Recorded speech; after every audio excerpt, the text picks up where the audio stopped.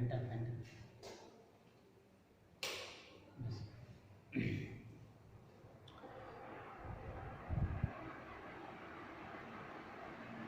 ঠাকুরমা স্বামীজি কৃপায় তোমরা সকলেই ভালো আছো। আমরাও ভালো আছি, তাই ক্লাস করতে আসতে পেরেছি। এর আগের দিন আমি ক্লাস 8-এর প্রাকৃতিক ঘটনা ও তার বিশ্লেষণ সম্বন্ধে সব কিছুই আলোচনা করে গেছিলাম, এবং এর আগের দিন কিন্তু আমি সিলেবাসটা শেষ করে গেছিলাম। ক্লাস 8-এ আমাদের ভৌত বিজ্ঞানের সিলেবাস যা ছিল সেটা আমি শেষ করে গেছি। তো এইটা থেকেই আজকে কিছু প্রশ্ন তোমাদের লিখে দিচ্ছি বা লেখাচ্ছি, এবং সেই প্রশ্নগুলোর উত্তরও আমি বলে দিচ্ছি। যেমন বলছে, আয়ন কাকে বলে এবং এটি কিভাবে সৃষ্টি হয়। আয়ন কাকে বলে? আয়ন কাকে বলে, এটি কিভাবে সৃষ্টি হয়।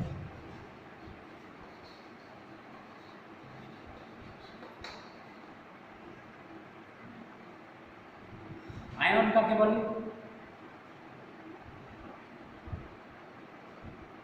যে কোনো মৌলের পরমাণু তড়িৎগ্রস্ত অবস্থাকে বলা হয় কি? আয়ন। তাহলে যে কোনো মৌলের পরমাণু তড়িৎগ্রস্ত অবস্থা, সেটি হলো আয়ন। তাহলে যে কোনো মৌলের পরমাণু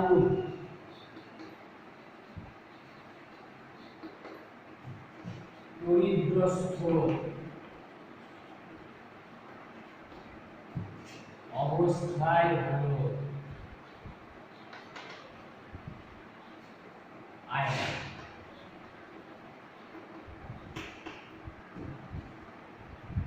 এর পরের প্রশ্ন যদি আমরা বলি যে এটি কিভাবে সৃষ্টি হয়, তার আগে বলি আয়ন কয় প্রকার। তোমরা ভালোভাবেই জানো যে আয়ন দুই প্রকার। আয়ন কয় প্রকার? আয়ন দুই প্রকার। কি কি? তড়িৎ ধনাত্মক আয়ন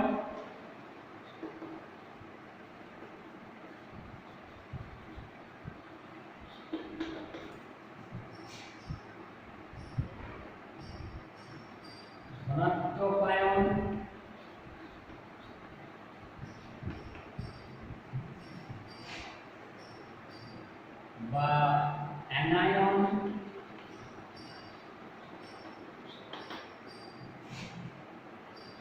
এবং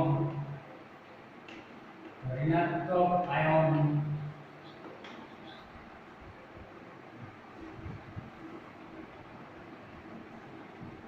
ক্যাটায়ন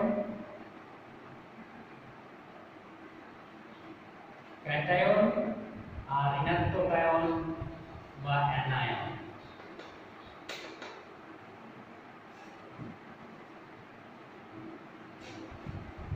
আমরা তড়িৎ বিশ্লেষণ করার সময় দেখেছি, তড়িৎ বিশ্লেষণ করা হয় কোন যন্ত্রের সাহায্যে? ভোল্টামিটার নামক যন্ত্রের সাহায্যে। ওই তড়িৎ বিশ্লেষণ করা যন্ত্রের মধ্যে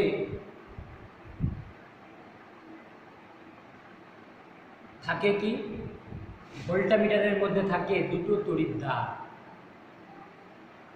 দুই তড়িৎদ্বার, ইলেকট্রোডস। দেয়ার আর টু ইলেকট্রোডস। একটা হলো কি? ক্যাথোড এবং একটা হলো, অপরটি হলো অ্যানোড। ক্যাথোড অর্থাৎ ঋণাত্মক তড়িৎগ্রস্ত দ্বার বা ঋণাত্মক তড়িৎদ্বার, সেটা হলো ক্যাথোড। আর ধনাত্মক তড়িৎগ্রস্ত দ্বার বা অ্যানোড। তো তড়িৎ বিশ্লেষণের সময় ওই ক্যাথোড, যেটা ঋণাত্মক তড়িৎগ্রস্ত দ্বার, ক্যাথোড দ্বারা আকৃষ্ট হয় কারা? যারা আকৃষ্ট হয় তারা হলো ক্যাটায়ন। তাহলে ক্যাথোডটা ঋণাত্মক তড়িৎগ্রস্ত দ্বার, অর্থাৎ ক্যাথোড নিচে মাইনাস, সেখানে সাফিসিয়েন্সি অফ ইলেকট্রন, প্রচুর সংখ্যক ইলেকট্রন জমা হয়ে আছে, তাই সেটা ক্যাথোডে রূপান্তরিত হয়েছে। তো ক্যাথোডে যারা যায় বা ক্যাথোড দ্বারা আকৃষ্ট হয় বিপরীতধর্মী আধান, সেটা হলো ক্যাটায়ন। আর ঋণাত্মক ধনাত্মক তড়িৎগ্রস্ত দ্বার যেটা বা ধনাত্মক তড়িৎ দ্বার, সেটিকে বলা হয় অ্যানোড।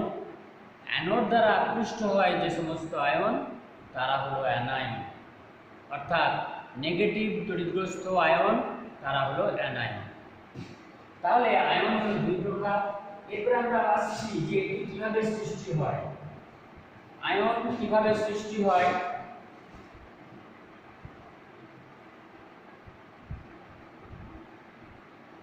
পরমাণু গঠনের ক্ষেত্রে তোমরা অনেক আগে থেকেই দেখেছো, যে কোনো মৌলের পরমাণু বাইরের কক্ষে বা যোজ্যতা কক্ষে যতগুলি ইলেকট্রন থাকে, সেটাই হলো তার যোজ্যতা। যেমন ধরো আমি বলছি সোডিয়াম পরমাণু। এই সোডিয়াম পরমাণুর ইলেকট্রন বিন্যাসটা কেমন? 2। সোডিয়াম এর পরমাণু ক্রমাঙ্ক কত? 11। সোডিয়াম পরমাণু ক্রমাঙ্ক হলো 11, অর্থাৎ পারমাণবিক সংখ্যা বা পরমাণু ক্রমাঙ্ক হলো 11, অর্থাৎ প্রোটন সংখ্যা 11, তারপরে ইলেকট্রন সংখ্যা 11। প্রোটন আছে 11টি, ইলেকট্রন আছে 11টি, এবং এর ভর সংখ্যা যেহেতু 23, সোডিয়াম নিউক্লাইডটাকে আমরা লিখি এভাবে সোডিয়াম 23 11, অর্থাৎ এখানে নিউট্রন সংখ্যা হবে 23 - 11 সমান 12। এখানে ইলেকট্রন সংখ্যা হচ্ছে 11। এই 11টি ইলেকট্রন কেমন ভাবে বিন্যস্ত থাকে? না, 11টি ইলেকট্রন সোডিয়াম পরমাণুর ক্ষেত্রে প্রথম কক্ষপথ বা কে কক্ষপথে থাকে 2টি, প্লাস দ্বিতীয় কক্ষপথ এল কক্ষপথ, সেখানে থাকে 8টি ইলেকট্রন, প্লাস এন কক্ষপথ, সেখানে থাকে 1টি ইলেকট্রন। সোডিয়াম পরমাণুর ইলেকট্রন বিন্যাস এরকম।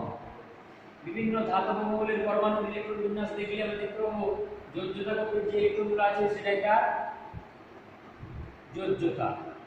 অর্থাৎ যখন ওই মৌলের পরমাণুটা কোনো আয়নে পরিণত হতে চায় বা আয়নে পরিণত হয়, তখন কিন্তু তার যোজ্যতা কক্ষের ইলেকট্রনগুলি, সাধারণত ধাতব মৌলের পরমাণুগুলি সেই ইলেকট্রনগুলি ত্যাগ করে তড়িৎ ধনাত্মক আধানে বা আয়নে পরিণত হয়।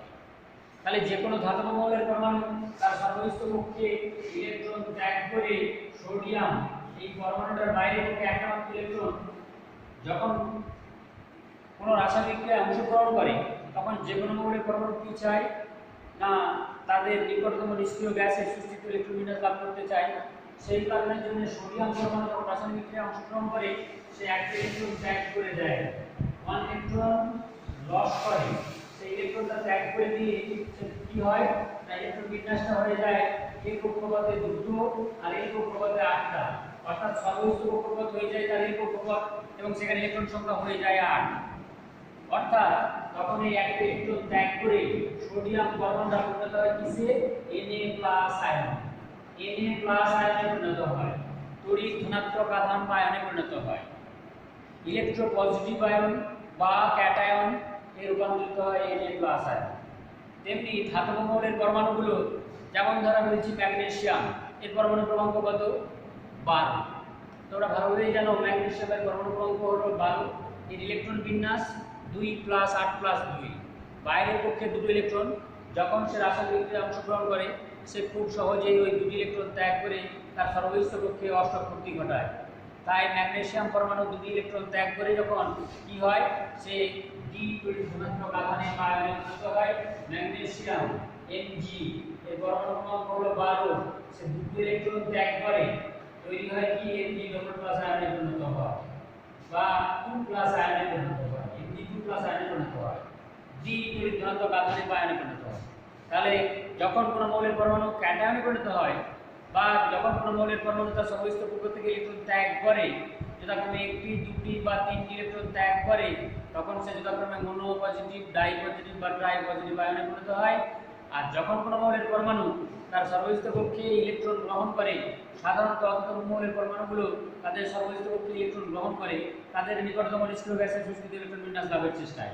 যেমন ধরো বলছি যে অক্সিজেনের পরমাণু ক্রমাঙ্ক কত? তোমরা জানো ভালোভাবে, অক্সিজেনের পরমাণু ক্রমাঙ্ক হলো 8। ইলেকট্রন বিন্যাস, অক্সিজেনের ইলেকট্রন বিন্যাস 2 + 6, অর্থাৎ বাইরের কক্ষপথে 6টা ইলেকট্রন। এটা কে কক্ষপথ? এল কক্ষপথ। সেই জন্য যখন রাসায়নিক বিক্রিয়ায় অংশগ্রহণ করে সে কিন্তু পারে না ওই 6টা ইলেকট্রন ত্যাগ করে দিতে। সে কি করে? অন্য কোনো মৌলের পরমাণুর কাছ থেকে 2 ইলেকট্রন গ্রহণ করে তার অষ্টাপূর্তি ঘটায়। অর্থাৎ অক্সিজেন সে 2 ইলেকট্রন গ্রহণ করে সে কি করে? ও ডবল মাইনাস আয়নবদ্ধ হয়, অর্থাৎ বাইরের পক্ষে তার অষ্টাপূর্তি ঘটায়। এখানে অক্সিজেনের যোজ্যতা কত? 2। তাহলে অক্সিজেনটা বা অধাতব মৌলের পরমাণুগুলো সাধারণত যখন তার সর্বস্থ কক্ষ থেকে সর্বস্থ কক্ষে ইলেকট্রন গ্রহণ করে যথাক্রমে একক, দ্বি বা ত্রি তড়িৎ ঋণাত্মক আধানে বা আয়নে পরিণত হয়, ইলেকট্রন গ্রহণ করে তারা তাদের নিকটতম নিষ্ক্রিয় গ্যাসের সুস্থিত ইলেকট্রন বিন্যাস লাভ করে এবং তারা ঋণাত্মক আধানে আহিত হয়। এইভাবে আমাদের ঋণাত্মক আয়ন বা অ্যানায়ন উৎপন্ন হয় আর ধনাত্মক আয়ন বা ক্যাটায়ন উৎপন্ন হয় এভাবে। এরপর আমরা আসছি পরের প্রশ্ন।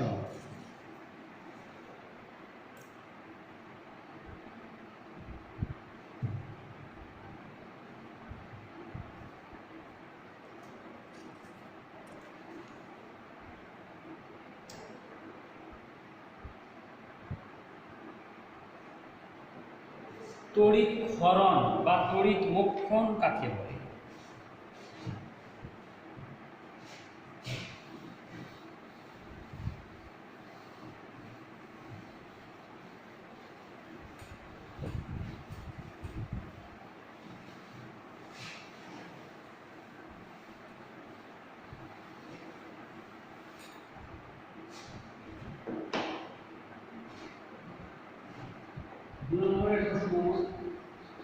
তড়িৎ ক্ষরণ বা তড়িৎ মোক্ষণ কাকে বলে?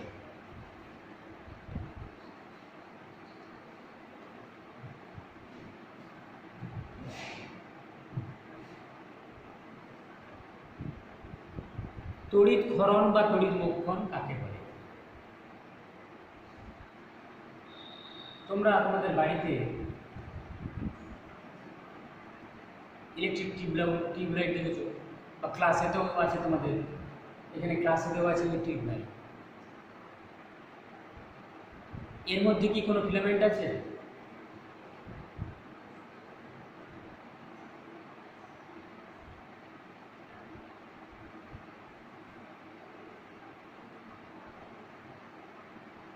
ইলেকট্রিক ল্যাম্পের মধ্যে, এডিসন ল্যাম্প যেটাকে আমরা বলি, সেই এডিসন ল্যাম্পের মধ্যে কি থাকে?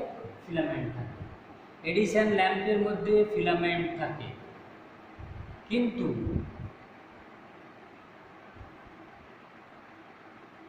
টিউবলাইটের মধ্যে কোনো কিন্তু ফিলামেন্ট থাকে না।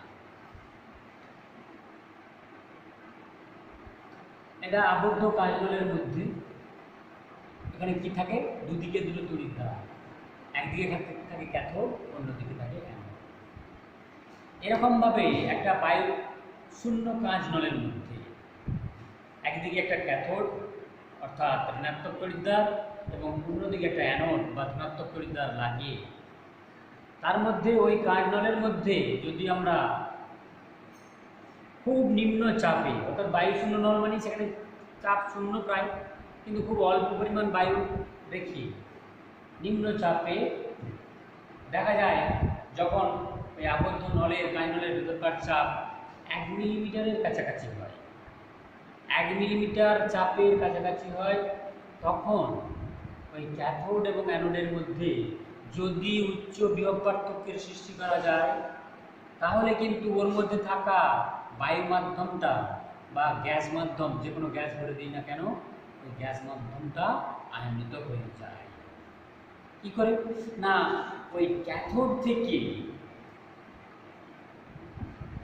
অ্যানোডের দিকে ইলেকট্রন নির্গত হতে থাকে। কেন না, ক্যাথোড এবং অ্যানোডের মধ্যে যদি আমরা একটা উচ্চ বিভব প্রভেদের সৃষ্টি করি, হাই ভোল্টেজ সৃষ্টি হয়, তখন কিন্তু ক্যাথোড থেকে নিঃসৃত ইলেকট্রনগুলো অ্যানোডের দিকে এগিয়ে যায়।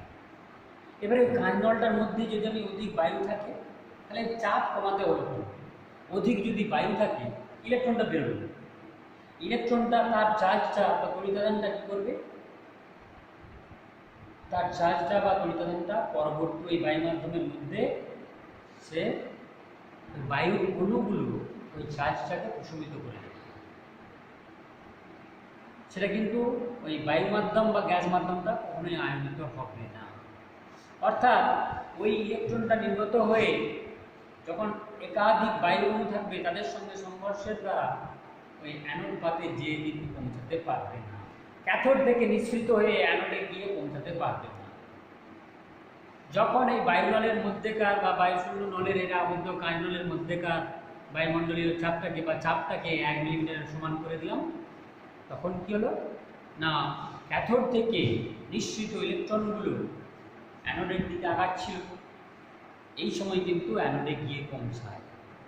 অর্থাৎ ওই কাঁচ নলের মধ্যেকার বায়ু মাধ্যম বা গ্যাস মাধ্যম আয়নিত হয়। বায়ু মাধ্যম বা গ্যাস মাধ্যম আয়নিত হয়। প্রাথমিক পর্যায়ে যখন ক্যাথোড থেকে নিঃসৃত ইলেকট্রনগুলো অ্যানোডের দিকে যায়, তখন কি হয়? প্রাথমিক পর্যায়ে একটা হিসিস করে আওয়াজ ওঠে এবং একটা তরঙ্গের আকারে, ঢেউ খেলানো তরঙ্গের আকারে ক্যাথোড থেকে অ্যানোডের দিকে অগ্রসর হয় এবং এটা টিউবটা কিন্তু তখন অন্ধকারাচ্ছন্নই থাকে। অর্থাৎ ওই টিউবের বা আবদ্ধ কাঁচ নলের মধ্যেকার বায়ু ক্যাথোড থেকে নিঃসৃত ইলেকট্রনগুলোকে অ্যানোডে পৌঁছে দিতে সক্ষম হয়। অর্থাৎ ওই কাঁচ নলের আবদ্ধ কাঁচ নলের মধ্যেকার গ্যাস তড়িৎ মুক্ষিত হয়। তাহলে ক্যাথোড থেকে নিঃসৃত ইলেকট্রনগুলো যখন বেরিয়ে আসতে থাকে, তাদের গতিশক্তির জন্য তারা ক্যাথোড থেকে একটা নির্দিষ্ট দূরত্ব অতিক্রম করে অ্যানোডে গিয়ে পৌঁছায়।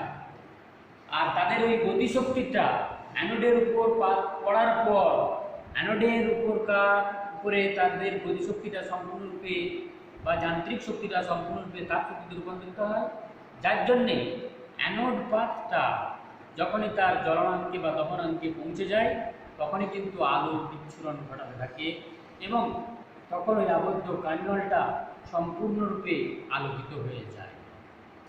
এবং বিভিন্ন চাপে এই তড়িৎক্ষরণ বা তড়িৎমুক্ষণ এর কাঁচ নলের মধ্যে বিভিন্ন ধরনের ঘটনা ঘটে। তাহলে আমরা তড়িৎক্ষরণ বা তড়িৎমুক্ষণ কাকে বলবো? একটা আবদ্ধ কাঁচ নলের মধ্যে বা আবদ্ধ পাত্রের মধ্যে নিম্ন চাপে যখন কোনো বায়ু বা যখন নির্দিষ্ট পরিমাণ বায়ু বা গ্যাস আয়নিত হয় বা তড়িৎ পরিবহন করতে সক্ষম হয়, তখনই বলা হয় যে ওই গ্যাসটা মুক্ষিত হয়েছে বা ওখানে তড়িৎক্ষরণ ঘটেছে। তড়িৎক্ষরণ ঘটেছে বা বায়ু মাধ্যমটা বা গ্যাস মাধ্যমটা মুক্ষিত হয়েছে।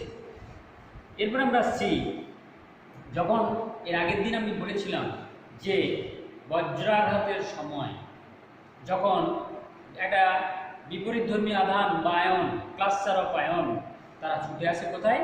ওই তাহলে এখানে যেমন ক্যাথোড থেকে নিঃসৃত ইলেকট্রনগুলো অ্যানোডের দিকে ছুটে যাচ্ছে, তেমনই ওখান থেকে নেগেটিভ আয়ন বা চার্জগুলো ছুটে আসে তার দিকে, পজিটিভ আয়নের দিকে। কোথায়? পজিটিভ আয়নের বিরাট আধার হলো আমাদের এই পৃথিবী, সেই জন্য এই পৃথিবীর দিকে ছুটে আসে। ঠিক একই রকমভাবে ক্যাথোড থেকে নিঃসৃত ইলেকট্রনগুলো, ওইটাও কিন্তু বিরাট উচ্চ বিভব প্রভেদ। এখানেও তেমনি উচ্চ বিভব প্রভেদ থাকলে তবেই কিন্তু খুব সহজে ওই কাঁচ নলের মধ্যেকার গ্যাস নিম্ন চাপে মুক্ষিত হয়। নাহলে আমি যতই চাপ কমাই না কেন বা যতই ভোল্টেজ বাড়াই না কেন, বিভব প্রভেদের মান যত বৃদ্ধি করি না কেন, ওই মধ্যেকার যতক্ষণ না বায়ুর চাপটা বা গ্যাসের চাপ কমানো হচ্ছে, ততক্ষণ কিন্তু ওই মোক্ষণ নলটির মধ্যেকার গ্যাস মোক্ষিত হবে না।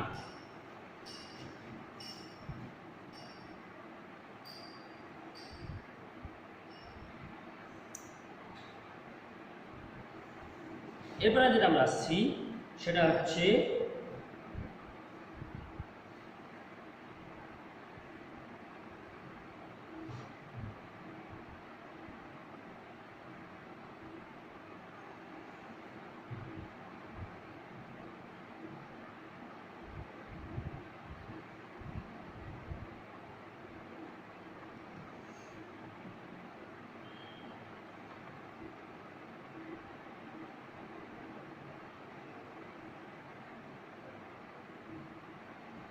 বজ্রপাত কত ধরনের ও কি কি হয়।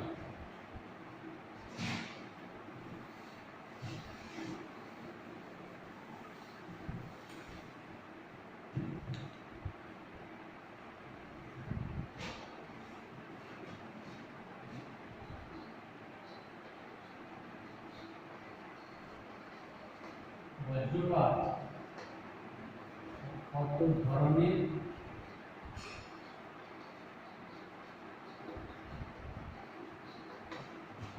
ও কি কি হয়।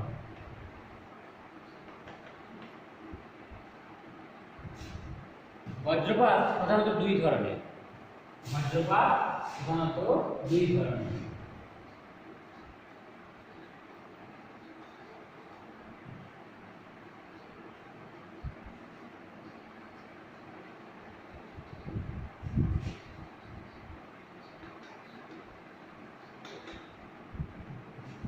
এক নম্বর হলো সিট লাইটনিং,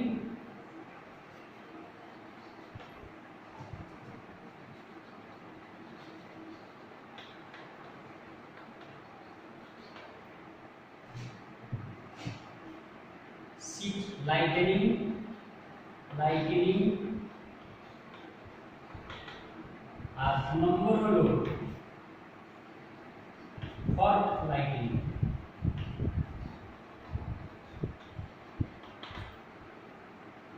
সিট লাইটেনিংটা কি? তাহলে আমরা দেখেছি যখনই বজ্রাঘাত হয় বা বজ্রপাত হয় তখন কিন্তু তার আগে বিদ্যুৎ চমকায়, যেটা বলছে আমরা লাইটনিং বা তড়িৎ ক্ষরণ বা তড়িৎ মোক্ষণ। তাহলে এই সিট লাইটনিংয়ের সময় যখন দেখা যায় যে একই মেঘের দুই বিপরীতধর্মী তড়িদাহিত অংশ, একই মেঘের দুই বিপরীতধর্মী বা বিপরীত আধানযুক্ত তড়িদাহিত অংশ অথবা দুটি ভিন্ন মেঘের বিপরীত তড়িৎগ্রস্ত অংশের মধ্যে বিপুল পরিমাণ বিভব পার্থক্যের দরুন কি হয়, তড়িৎ মোক্ষণের ফলে সৃষ্ট তড়িৎ স্ফুলিঙ্গ তীব্র উজ্জ্বল আলোকরেখা তৈরি করে। সৃষ্ট তড়িৎ স্ফুলিঙ্গ তীব্র উজ্জ্বল আলোকরেখা তৈরি করে, তাকে বলা হয় কি, এবং একটা তীব্র উজ্জ্বল পাতের ন্যায়, বিস্তৃত পাতের ন্যায় একটা তড়িৎ স্ফুলিঙ্গ সৃষ্টি করে, তাকে বলা হচ্ছে সিট লাইটনিং বা বিস্তৃত তড়িৎ স্ফুলিঙ্গ। আর যখন এই বিস্তৃত তড়িৎ স্ফুলিঙ্গ থেকে যখন বজ্রাঘাত হয় বা বজ্রপাত হয় তখন সেটাকে বলা হচ্ছে কি, সিট লাইটনিং বা বিস্তৃত বজ্রপাত। সিট লাইটনিং বা বিস্তৃত বজ্রপাত। আর যখন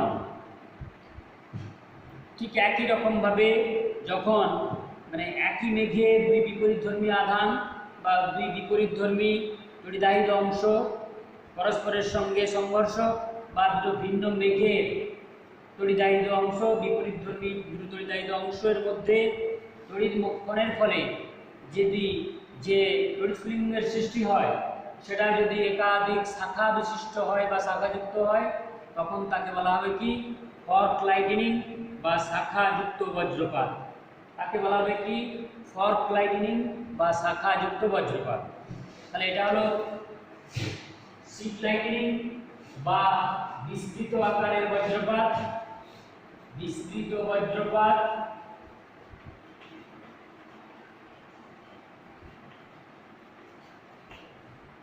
আর যেটা ফর্ক লাইটনিং সেটা হলো শাখা বিস্তৃত বা শাখাযুক্ত বজ্রপাত।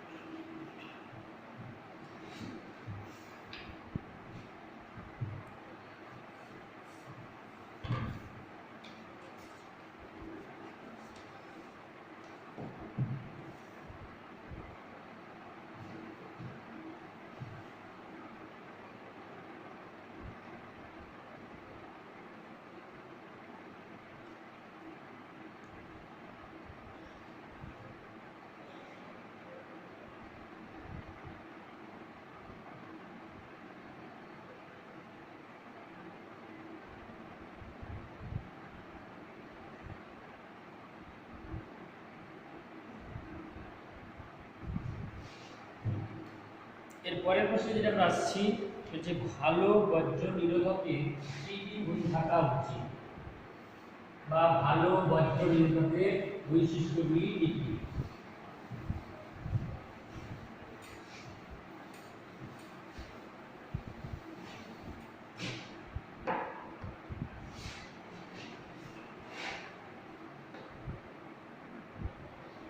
ভালো বজ্র নিরোধকের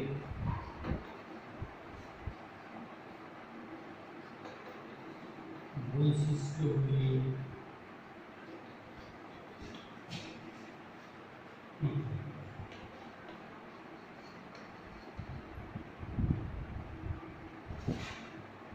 এর আগের দিন বলেছি আমি যে বজ্র নিরোধক হলো একটা ধাতব তড়িতের সুপরিবাহী দণ্ড, যেটা অপেক্ষাকৃত চ্যাপ্টা, অর্থাৎ তার প্রস্তুতের ক্ষেত্রফলটা অনেক বেশি এবং অধিক বেদযুক্ত, একটা দীর্ঘ তার, যেটা প্রাসাদের উপর থেকে বা যে কোনো অট্টালিকার উপর থেকে একেবারে মাটির গভীর পর্যন্ত টানা একটানা বিস্তৃত এবং সেটাকে মাটির গভীরে যথেষ্ট গভীরে পোঁতা থাকে।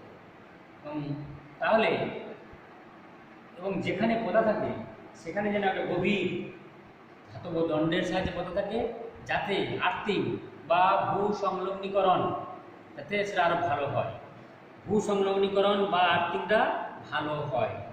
তাহলে এই একটা ভালো বজ্র নিরোধকের প্রধান বৈশিষ্ট্য হলো যে তড়িৎমোক্ষণের ফলে যে তাপ উৎপন্ন হবে সেই তাপে ওই দণ্ডটা, ধাতব দণ্ডটা যেন গলে না যায়, গলে যাবে না। তাহলে তড়িৎমোক্ষণের ফলে এক নম্বর হলো তড়িৎমোক্ষণের ফলে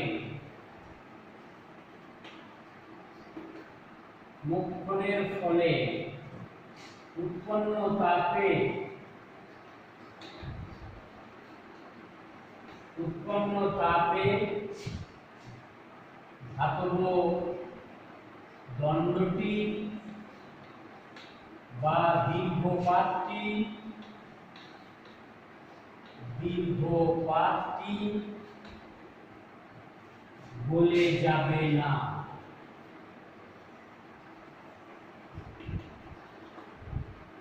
দু নম্বর, তাহলে আমি এর আগে বলেছি যে ধাতব দণ্ডটা আমরা বজ্র নিরোধক হিসেবে ব্যবহার করব, সেই ধাতব দণ্ডটা যেন কোনো অংশে ছেদ না থাকে বা একটা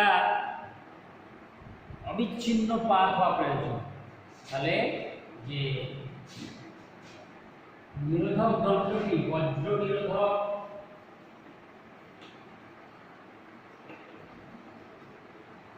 ধাতব দণ্ডটি, বজ্র নিরোধক ধাতব দণ্ডটি যেন অবিচ্ছিন্ন অংশ হওয়া প্রয়োজন।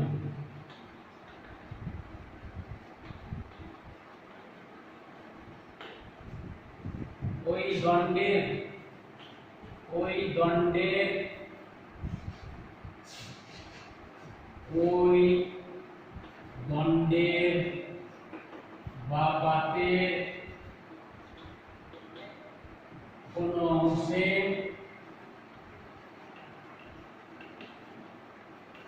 ছেদ থাকা উচিত নয়। 3 নম্বর, যদি ছেদ থাকে বা কাটা থাকে তাহলে কি দণ্ডটা বজ্রনিরোধক হিসেবে ব্যবহার হবে? কখনোই হবে না। 3 নম্বর হলো ওই ধাতব দণ্ডটি যে অংশে নিচের প্রান্ত মানে যে অংশটা মাটিতে পোঁতা থাকে সেটা মাটির যথেষ্ট গভীরে পুঁতে রাখা উচিত। তাহলে ধাতব দণ্ডের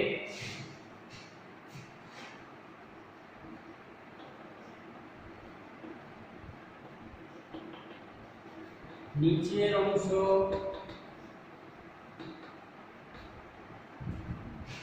মাটির যথেষ্ট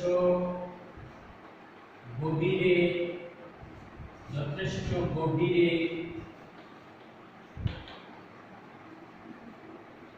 পুঁতে রাখা উচিত।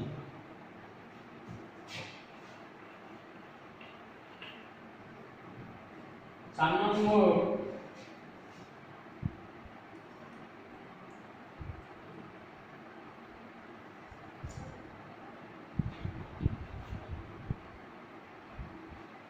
ধাতব দণ্ডটি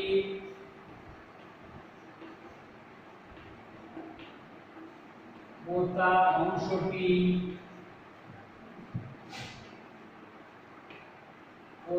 অংশটি যেন সর্বদাই আর্দ্র থাকে বা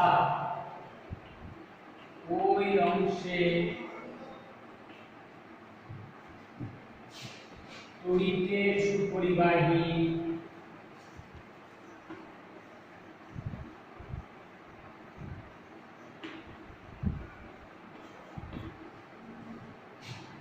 পদার্থ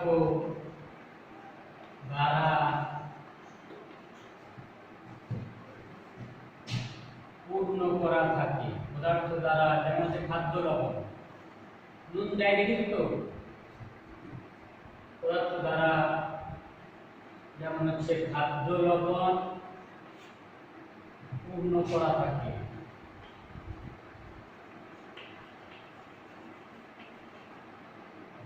অর্থাৎ ওই অংশের ভূ সংলগ্নকরণ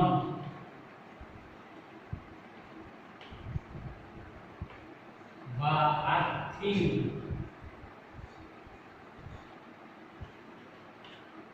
উপযুক্ত হয়।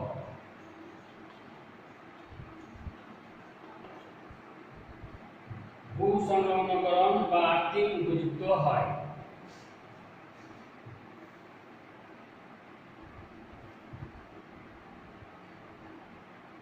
আর হচ্ছে 6 নম্বর হচ্ছে বজ্র নিরোধক দণ্ডটি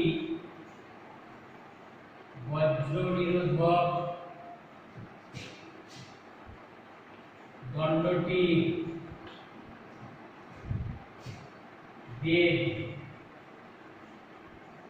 যথেষ্ট পুরু হওয়া প্রয়োজন, হওয়া বাঞ্ছনীয়। কারণ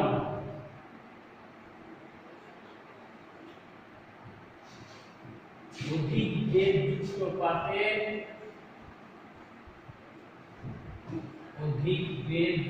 পাতের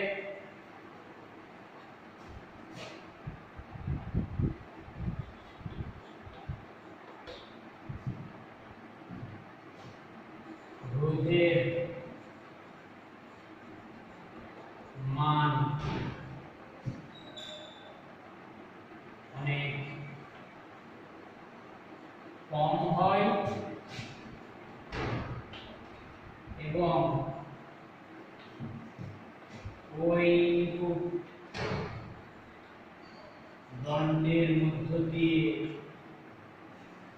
ওইরূপ দণ্ডের মধ্য দিয়ে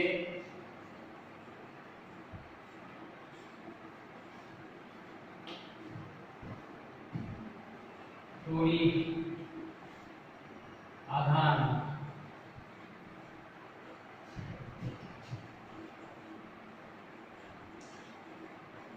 ভালোভাবে পরিবাহিত হয়।